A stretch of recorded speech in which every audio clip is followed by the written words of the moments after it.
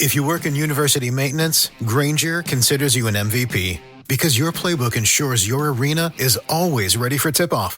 And Granger is your trusted partner, offering the products you need all in one place, from HVAC and plumbing supplies to lighting and more. And all delivered with plenty of time left on the clock, so your team always gets the win. Call 1-800-GRANGER, visit Granger.com, or just stop by. Granger, for the ones who get it done.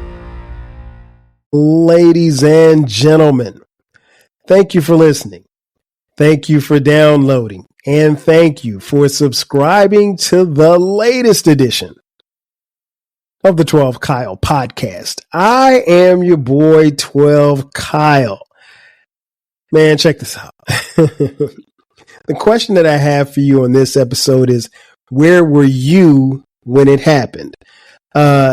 If you've been listening and following the podcast, you know that from time to time, I like to reminisce and I like to talk about things that have happened in the past because, you know, life is life. And I think sometimes a lot of stuff is made for good stories. But what I want to do on this episode is just pick out some historical events that happened, some good, some bad, some sad, some happy, and just kind of talk about it and just tell you, like, where were you, or at least where I was when it happened, and, you know, kind of throw out the challenge to you to talk about, you know, where you were when these things may have happened. And for some of you, a few of you, maybe you weren't around when it happened.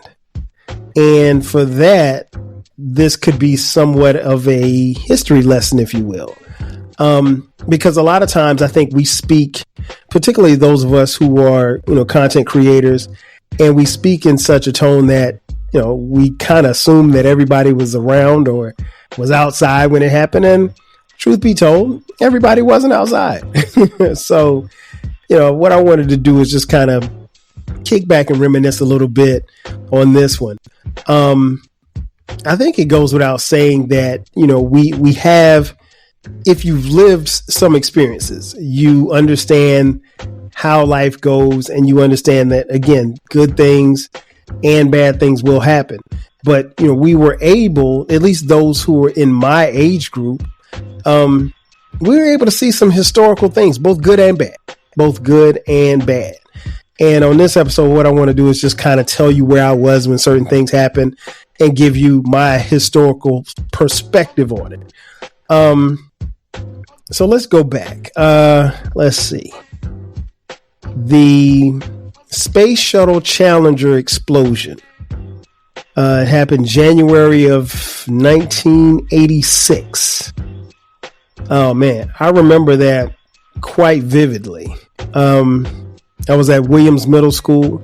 I was in the 7th grade, and we had just sat down in English class, and we actually watched it on TV live. And here's the cool thing, and if you remember this era, you didn't have a TV in your classroom, right? So somebody had to go to the media center, get the TV, and they had to roll the TV out on the little roller thing. So they rolled the TV in the classroom. And, you know, there had been obviously, you know, space ventures or ventures into space, if you will. This one was a little bit different, and it hit home a little bit for us because on the Space Shuttle Challenger, one of the astronauts that was going into space was a guy by the name of Ronald McNair. Ronald McNair was not only a black man, but he was from a little small town called Lake City, South Carolina. And Lake City is about maybe 20, 25 miles away from my hometown of Florence, South Carolina. If you're looking on YouTube, you can see that I'm donning my t-shirt that says made in Florence, South Carolina. And so, you know, so there's a level of pride there. There's a level of intrigue. There's a level of happiness going on with that because, you know, we had studied about and heard about Ron McNair. And Ron McNair was a graduate and an alum of North Carolina A&T University and HBCU. Shout out to the Aggies. And so, you know, there was a vested interest in it because, again, he was a guy from around the way. And so we're sitting down, and I'd seen a couple of space shuttles, you know, go up and everything like that. And I'll put it like this. When because obviously I wasn't old enough to be around to see a man walk on the moon. But the space program in the United States at this particular time, and this is 86. It was a thing, and it was must see TV. Like, we would literally watch the space shuttle go up, and we'd watch it come down when they return back to Earth or what have you. So this was the thing. Again, our class, I can't remember my teacher's name. It was my English teacher. I can't remember her name. I'll probably think of it once this podcast is over. And we're sitting there, we're watching it, and then it goes up, and we're watching it. And again, this is because I think there were 7 or 8 members on board. I think I can't remember the names of the other night, and I didn't bother to look it up, but I do know Ronald McNair was on there. And again, he's from Lake City, South Carolina. And so space shuttle goes up, and we're watching. And then all of a sudden the unthinkable happens. The space shuttle explodes. And I mean, like, it literally explodes. And for those of you if you've never seen it before, you can, I'll include a link to it in the description. It exploded. And so, like, I'll be honest, like, we didn't know that it exploded, because what happens is there's, like, the way the space shuttle is kind of attached to, you have the actual shuttle, and then it's attached to 3 major, I guess, rockets, if you will. And what happens is it goes up, it gets to a certain part of the stratosphere, and then it's supposed to break off from each of the 3 rockets, and the rockets are to fall back to the Earth, and they fall in the ocean, I guess, because they launched from Cape Canaveral, Florida. And as they were supposed to separate, there was a malfunction, and it actually exploded. And it exploded, but the way when you watch it, you really couldn't tell, because this was around the time where they normally would separate. So at initial glance, we didn't know that it had exploded.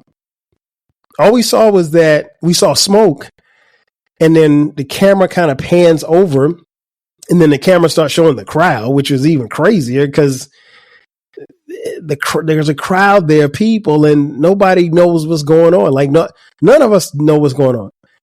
And I mean, like, we literally sat there and watched it. And I want to say maybe 30 seconds, because at this point, the TV broadcast isn't saying anything. And then they say, well, something has gone horribly wrong. And we're still looking at the smoke, and the camera now focuses on a couple of objects that appear to be falling to Earth. So I'm under the assumption that that's the space shuttle.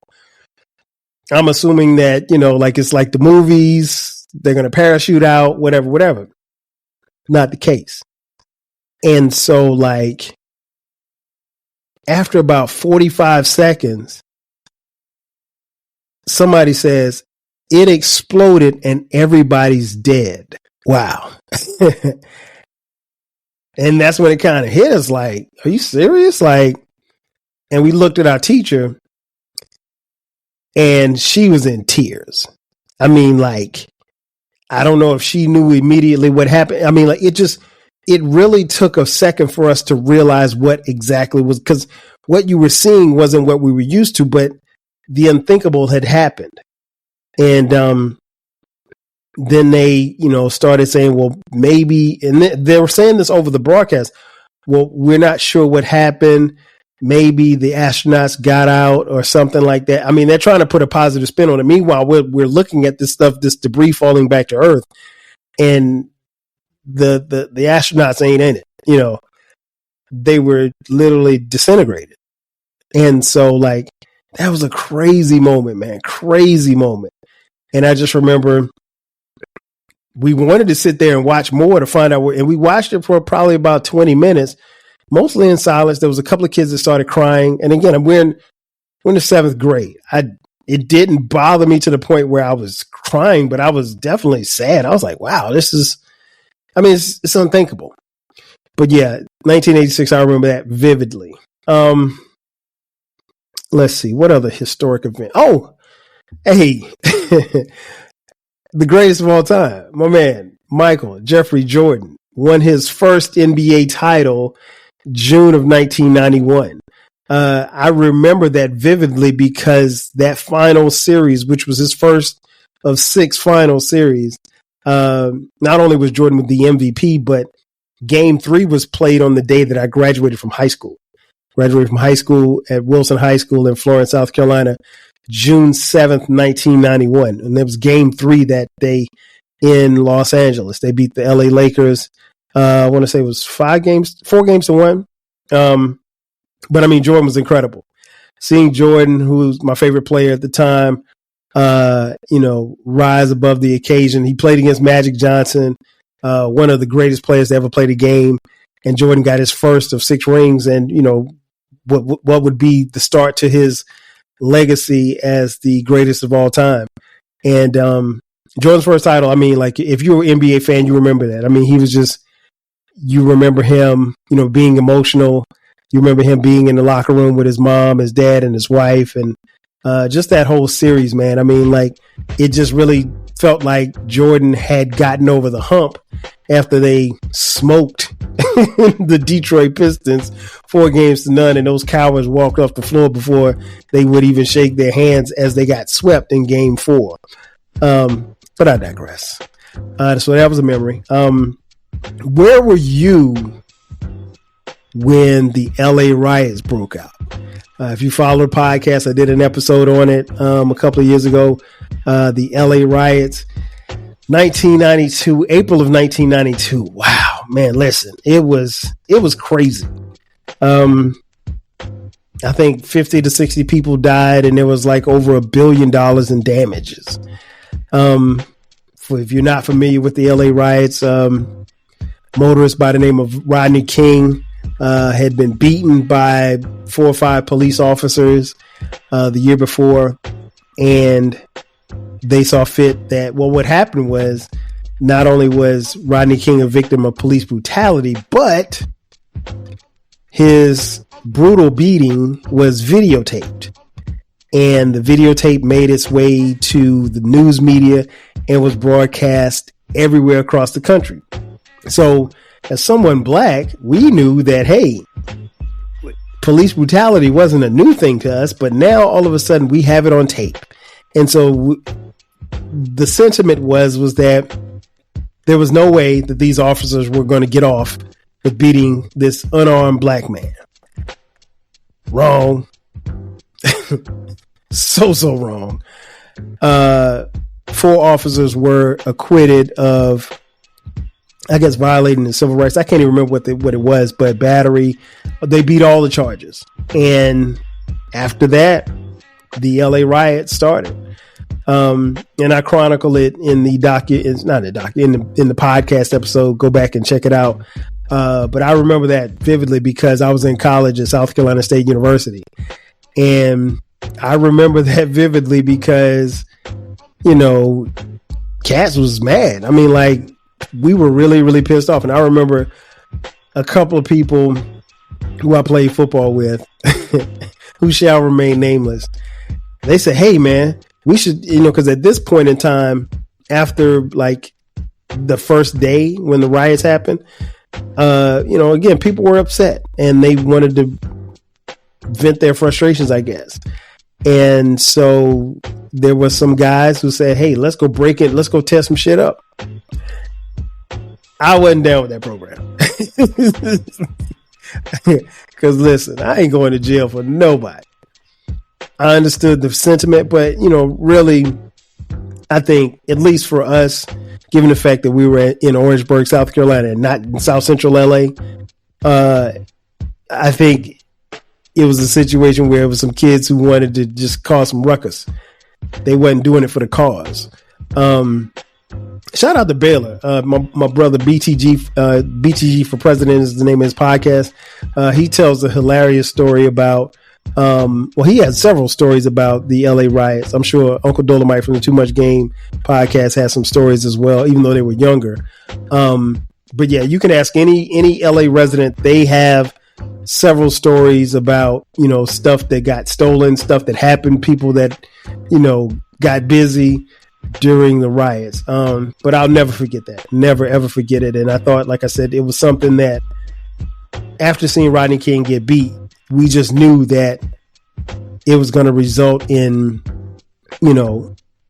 those cops finally going to jail. We were finally going to have police, who were guilty of, battery and, just beating an unarmed black motorist, something that we had heard about and quite a few of us have actually seen and felt, only to see them get off. And like I said, all hell broke loose. And then not just in LA, but all across, but LA was a powder keg. And the Rodney King verdict set it off. So the LA riots in 1992, where were you when that happened? I remember where I was, like I said, vividly.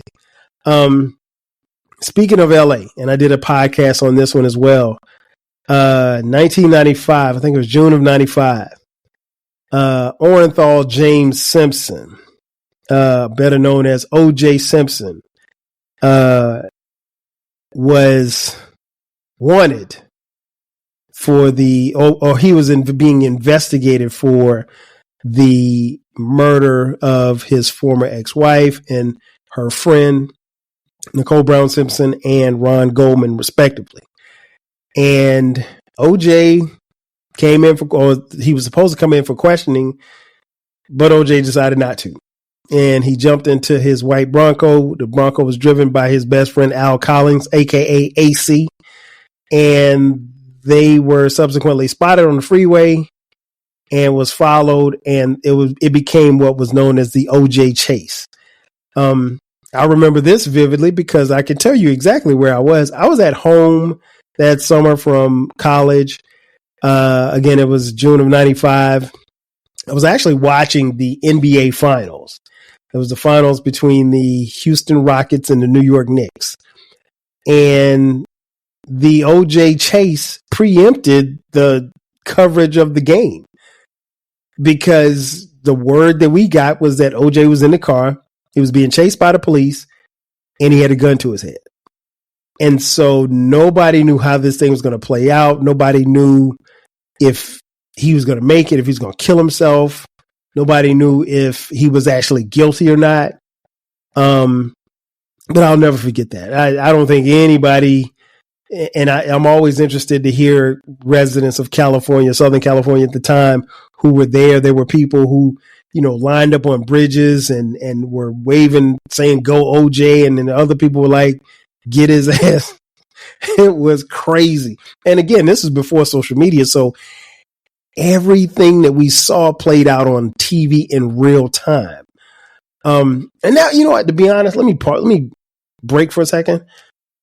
That was, I think, also the beauty of those times in these events that I'm naming is that there was no social media. So there was no Facebook, there was no Twitter, there was no Instagram, no nothing.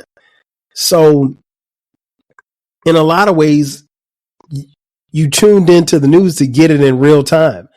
Other than that, if you weren't watching CNN, you didn't have any idea as to what was happening or how fast it was happening or anything. But no, another historical event. Let's see, the next one.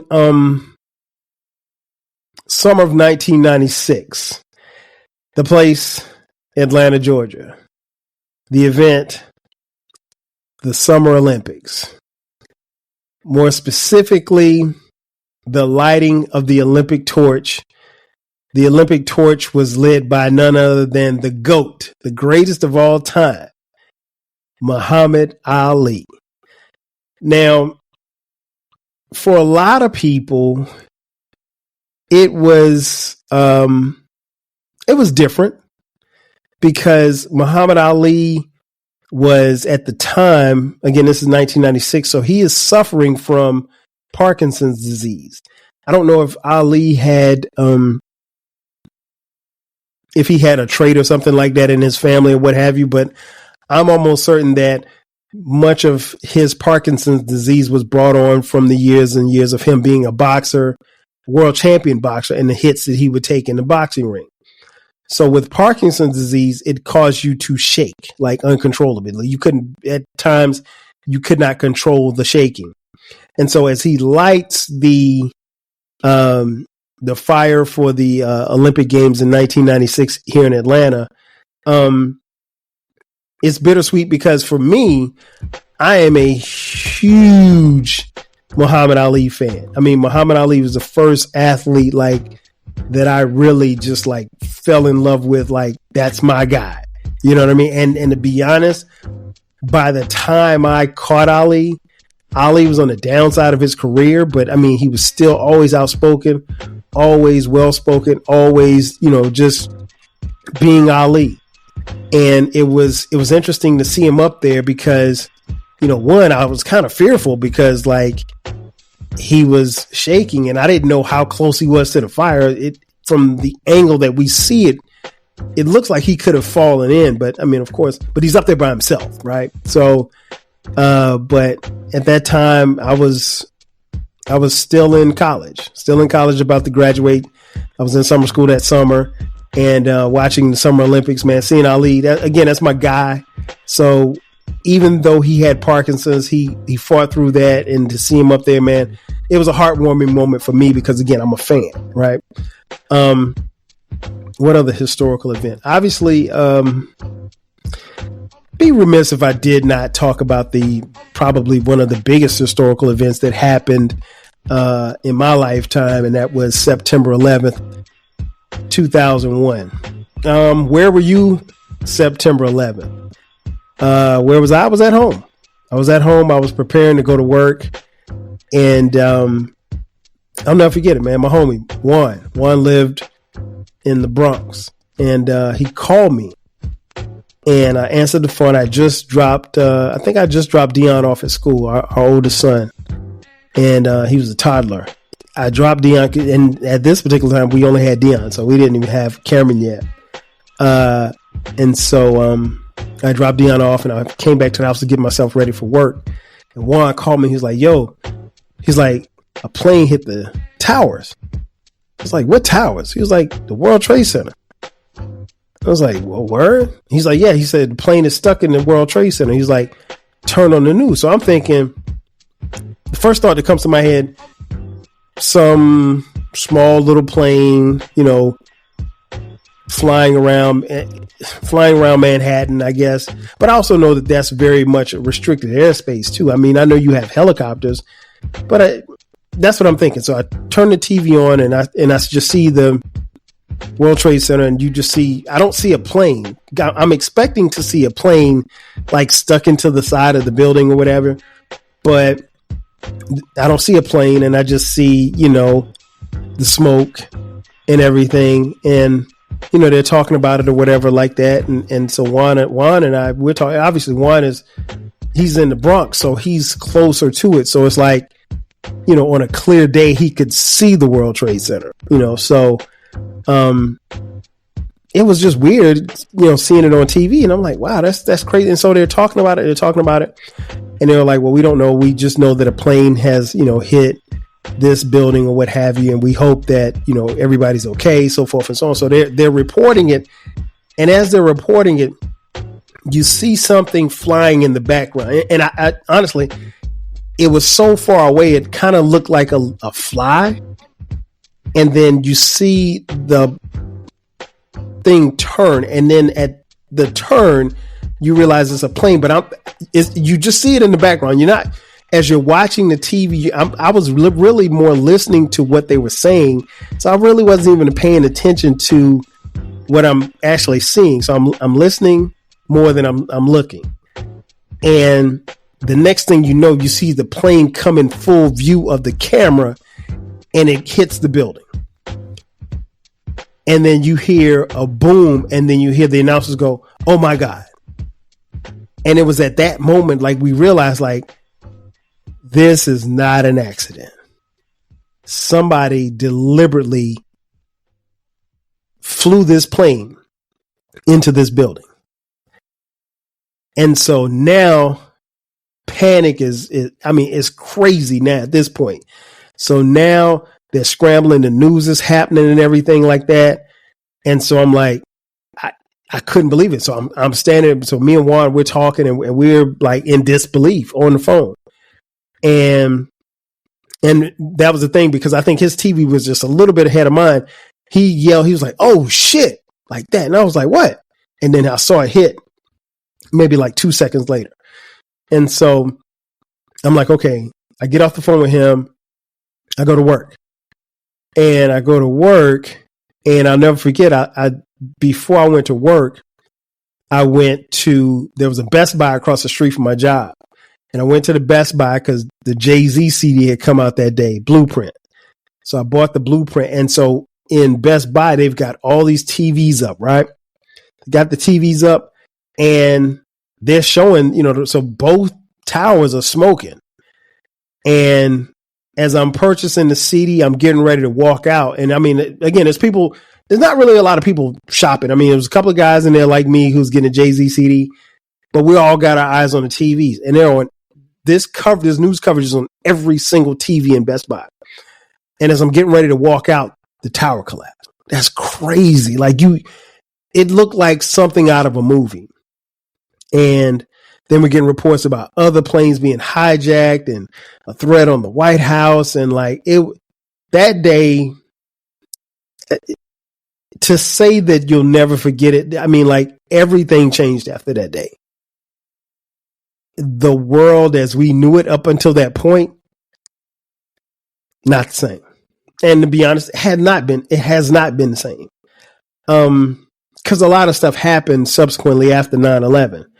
I'll say this much. I remember distinctly, later that afternoon, because another thing that happened was because plane crashed in Pennsylvania. The plane crashed at the penthouse. Excuse me, not penthouse, Pentagon. I'm sorry. Because that happened, they grounded all of the flights. So you couldn't fly anywhere. And if you were in the air, they wanted to make sure that you came down when you were supposed to come down. So, where I live in Atlanta, at some point during the day, the planes sometimes are rerouted. So the planes that fly into Hartsfield-Jackson Airport, they fly above my house. And I mean, they're way above, so you can't, you're not bothered by any noise, but you see airplanes. And that was the one day that I remember going outside and there was not one plane in the sky.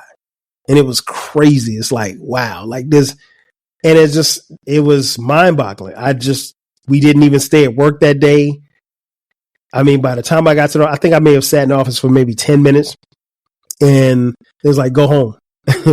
So I left there, I went and picked Deanna up from school and I just came home and sat and just watched the news. And then at some point later that day, you just had to kind of turn off the news because it was just it was way too heavy. It's way too heavy. But yeah, that 9/11, you'll never forget it. Never forget it. What else? Oh, of course. November 4th, 2008. Where were you? I know where I was. I was sitting right in front of my TV watching CNN as they announced that a new president-elect was being announced. Barack Hussein Obama won the nomination to become the 44th president of the United States of America. There's a lot of cool things that have happened in this lifetime.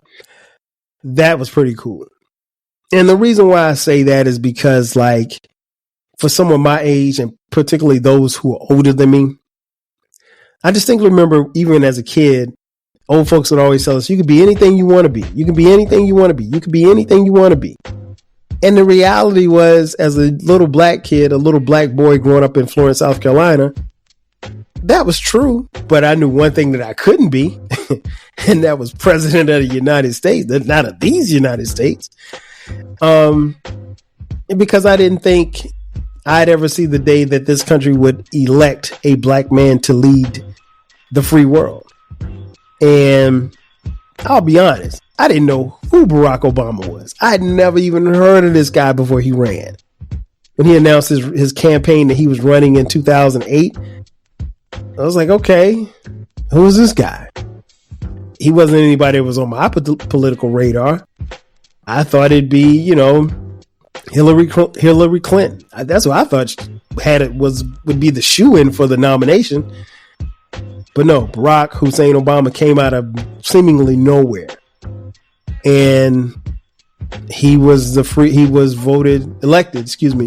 to become the 44th president of this country. I can't tell you the level of pride and the level of joy that we had, because I voted for him twice. And, you know, I think more than anything else, I got the enjoyment and the love and the gratitude from the older generation. People like, you know, my elders who went through so much, you know, for us to get to that point. And to see that, you know, for like my wife's grandmother, who I called, you know, grandma, because my maternal grandmother had passed. My paternal grandmother, she was still alive, but even someone like her, being able to see Barack Obama, you know, be elected, a black man, it was amazing. It was amazing, and I will never forget when it popped up on the screen. I mean, like, we just yelled and we jumped up and down like we won the championship. Yeah, that's special. And, you know, it's funny because, like, I was telling people, like, for a while, particularly like his years in office, you know, my kids who were growing up at the time, that's all they knew. They had only known a black president, you know, so it was a pretty cool thing. And it felt good to say finally that, yeah, I could look at my sons and say, hey, you could be anything you want to be. You can even be president, because, you know, Barack Obama made that come true. Let me see. What else? Speaking of Barack, May 2011, Navy SEALs from the United States invade Pakistan and kill Osama bin Laden. Listen, prior to 9/11, I had never even heard of bin Laden. I wasn't up on all of the foreign threats and stuff like that. I'd never heard of Al Qaeda. He was an Islamic leader who was the leader of Al Qaeda. But they found him. They had been, I guess, looking for him for 10 plus years. And under the leadership of President Obama, Navy SEALs snuck into Pakistan. They found him in some little trap house and they smoked him. And that, while I don't think you can or should celebrate someone's death, we did celebrate. As the kids would say, we had a Osama bin Laden pack that night. But nah, it was good. It was good. Again, I stopped short of celebrating someone's death, but, you know, bin Laden had to go, and I was glad that they finally got rid of him. What else? We take it to sports. 2017, February of 2017. The Atlanta Falcons let Nas down. You know the story. Many of you were probably rooting for the Falcons to beat the Patriots, just like I was. And the Atlanta Falcons in the Super Bowl, in the biggest game of the year in Houston, Texas, NRG Stadium, the Falcons had a 28-3 lead with just 17 minutes left in the game. And they let Nas down. They would go on to blunder their way into letting Tom Brady and the New England Patriots, coached by Bill Belichick, come back from a 28-3 deficit to win the game 34-28 in overtime. And the Falcons let Nas down. It was tremendous. I mean, like, and what was interesting was I distinctly remember the guy from the Falcons got a pick six of Brady. It's rare for you to see anybody get a pick six on Brady, meaning that he got the interception and took it back for a touchdown. And the Patriots were playing probably about as bad as they could be playing, considering that they were the favorites to win the Super Bowl. The Falcons had a tremendous year. Their quarterback, Matt Ryan, had won the MVP, and they led the league in scoring. And, you know, so they're putting up these points. And I just, you know, Cameron, our middle son, he was just jumping up and down and hollering and everything. And I distinctly remember telling him, this game ain't over. I told him straight up and down. I said, man, this game is not over. Because here's the thing. Having played football myself, I played from Little League through college at South Carolina State University. I understand that the game is never over. I had a similar situation in a game where we had a 31-6 lead, and we ended up winning the game like 34-31 or so. It was something crazy like that. Like we almost blew the game. And so what happens is when teams get momentum, that momentum just builds. And a lot of times what happens with teams is, and this is what happened to the Falcons, you stop playing to win and you start just playing the game. And you can't just play the game. You have to play to win. You can't just play. And you start doing a lot of looking up at the scoreboard. You're looking up at the scoreboard. Guess what? That clock don't move any faster. But the Falcons let Nas down. And they let you down too. And they let everybody down. And so, you know, it is the most tremendous comeback I've ever seen in my life. And you got to tip your cap to Brady. Tom Brady cemented his legacy that day.